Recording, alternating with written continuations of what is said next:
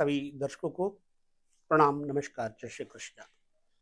जन्म कुंडली में राजयोग की अवस्थाओं को देखने के लिए हमें बड़ी सावधानी रखनी पड़ती है। इन राजयोगों में बड़ा रहस्य छुपा होता है, परंतु इनको हम पुनरावर्तन करके पुनः पुनः अगर अध्ययन करें तो हमारे यह दिमाग में, स्मृति में पूरी तरह से बैठ सकता है। मेरा अभिप्राय कहने का है कि आपको प्रत्येक विषय ज्योतिष का पूर्णतः पुनरावर्तन करके अध्ययन करना जरूरी चाहिए, और वो भी शास्त्र सम्मत हो। वर्तमान काल के हिसाब से, जो देश काल की अवस्था हो, उसके हिसाब से आपको राजयोग का जो ग्रह अध्ययन है अवश्य ही परिपूर्ण रूप में करना चाहिए। ऐसे में एक राजयोग है जिसको कहते हैं निराकुल राजयोग। निराकुल राजयोग, यह राजयोग कहते हैं लग्न में बुध बैठा हो किसी का, सप्तम भाव में देवगुरु बृहस्पति बैठे हो, चतुर्थ भाव में चंद्रमा बैठे हो, कर्क के पूर्ण बली हो, कमजोर ना हो। यहां पूर्ण बली चंद्रमा से मतलब है कि शुक्ल पक्ष की अष्टमी से लेकर के कृष्ण पक्ष की अष्टमी के मध्य का चंद्रमा बलवान होता है। तो पूर्ण बली चंद्रमा अगर चौथे घर में कर्क राशि का हो तो, तीसरी बात सप्तम भाव में बृहस्पति, चौथी बात दसम भाव में शुक्र हो, तो जातक निर्भय निश्चिंत होकर के भूमंडल का शासक राजा होता है। अब यहाँ राजयोग से मतलब ये नहीं है, वर्तमान में वो समय नहीं रह गया जो राज्य हो। अभी तो सब मंत्री मिनिस्टर जो वहाँ का संरक्षक माना जाता है वही राजयोग का मतलब होता है कि जिस भी डिपार्टमेंट में हैं आप, उच्च स्तर पे आप ऑफिसर रैंक पे हैं, आपकी खूब चलती है, मंडल अधिकारी हैं आप, तो आप एक प्रकार से राजा ही तो हैं। ठीक है, और यह भी अतिशयोक्ति नहीं है। यदि व्यक्ति को यह ग्रह प्राप्त हुए हो तो वो, आजकल प्रजातंत्र है और प्रजातंत्र के समय में आप इलेक्शन लड़ते हैं, इलेक्शन में जनप्रियता आपको वोट देती है, तो आप वास्तव में जनप्रिय नेता हो सकते हैं। तो ये भी एक राजयोग है। राजयोग का अपने आप में पर्याय यही है कि आप जिस देश में, जिस क्षेत्र में हैं, वहां के एक नायक बन करके रहते हैं, और वो तभी हो सकता है जब आप विद्वान हो, योग्य हो, सेवा भाव हो, आप में सहिष्णुता हो, धैर्य हो। तो जन्म कुंडली में यह योग जो लग्न में बुध, चौथे में चंद्रमा, सप्तम स्थान में बृहस्पति और दसम स्थान पर जो शुक्र है, ये कब बनेगा इसके बारे में हमें जानना चाहिए। मेष लग्न होगा जब, तो चौथे में चंद्रमा होंगे और सप्तम में बृहस्पति तुला के होंगे, और पुनः दसम में शुक्र मकर के होंगे। ऐसी अवस्था में एक निर्णय करते हैं कि सप्तम स्थान का स्वामी शुक्र, ये हमारे आचार्यों का लेख है जो मैं बता रहा हूं, सप्तम स्थान का और द्वितीय स्थान का स्वामी शुक्र दसम में बैठा होगा। चूंकि एक राशि सप्तम में है, तो सप्तम का स्वामी शुक्र केंद्र में आ गया, और पुनः बुध को अगर हम देखें कुंडली में, तो तृतीयेश और षष्ठेश होकर के बुध लग्न में आ गया। तो लग्न में प्रबल मंगल की राशि में बुध जातक को यश, कीर्ति, वाणी इत्यादि को प्रदान तो करेगी ही करेगी।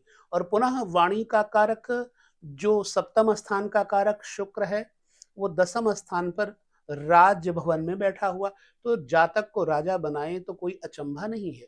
फिर चतुर्थ स्थान पे व्यक्ति को जनप्रियता देने वाला उच्च का अपने पूर्ण रूपेण कर्क में बैठा हुआ चंद्रमा जनप्रिय बनाएगा। सो ऐसा लगता है कि जन्म कुंडली के इस आधार को समझते हुए हमारे आचार्यों ने ये राजयोग के बारे में कहा। अब एक राजयोग के बारे में और हम आपके पास चर्चा करते हैं। राजयोग जन्म कुंडली में एक और बनता है, उसको समुद्र राजयोग कहते हैं। यदि कुंडली में एक एक राशि के अंतर से 6 ग्रह, 6 राशियों में सभी ग्रह आ जाएं तो चक्र योग बनता है। हमारे पूर्व आचार्यों ने राहु केतु को नहीं लिया है। हमारे पूर्व आचार्यों ने सिर्फ शनि पर्यंत ही गणना किया है ग्रहों की, और तभी यह संभव है।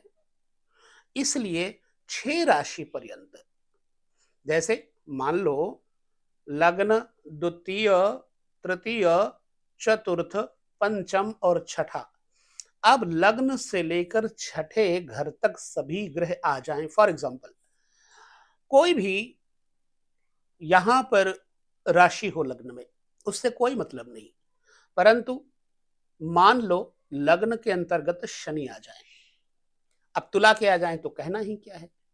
दूसरे घर में बृहस्पति आ जाए, तीसरे घर में आपके शुक्र आ जाए, मान लो तीसरे घर में शुक्र आ गए, 3 ग्रह हो गए, और चौथे घर में सूर्य बुध आ जाएं, 5वें घर में मंगल आ जाएं, और छठे घर में चंद्रमा आ जाएं।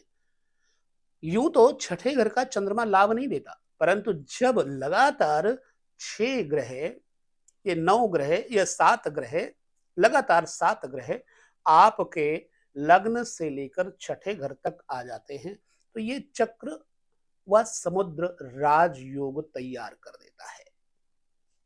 तीसरा राजयोग, हम राजयोगों पर चर्चा बहुत कम करते हैं, लेकिन करना ही चाहिए।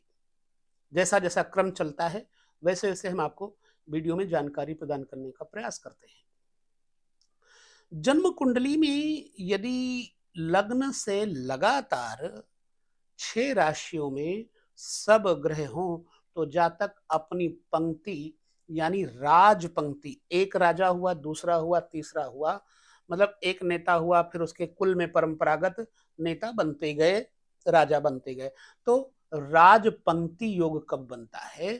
कुंडली में लग्न से लगातार 6 राशियों में सब ग्रह हों तो जातक अपनी पंक्ति, राज पंक्ति को देने वाला राजा होता है। मैंने कुंडली रखी हुई सामने, और यदि लग्न से लगातार 4 राशियों में सब ग्रह हो तो जातक राजा का मंत्री यानी सचिव होता है। कहने का अभिप्राय है कि आप राज्य के मुख्यमंत्री के मंत्री हो सकते हैं, आप पीएम के यानी कि केंद्र के राजा के भी मंत्री हो सकते हैं।